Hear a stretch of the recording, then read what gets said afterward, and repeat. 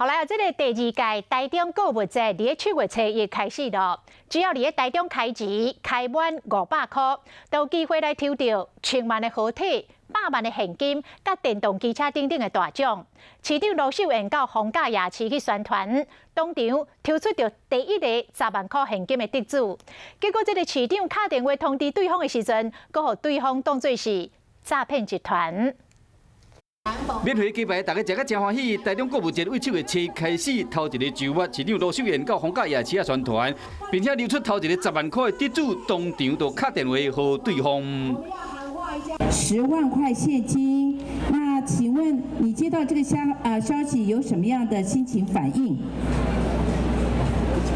是假的吧？想要到对方当作是诈骗电话，一直到主持人叫伊看面册直播，得奖人才欢喜甲画出来。这10万块你想做什么？我想做什么？继续花啊！好。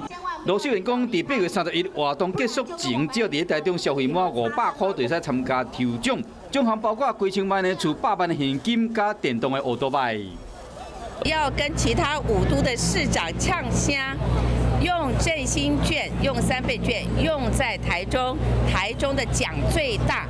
经发局强调讲，7月15后，民众若是用3倍券去消费到指定的店面，抽奖次数唔若升3倍，要额外加码奖项会使留。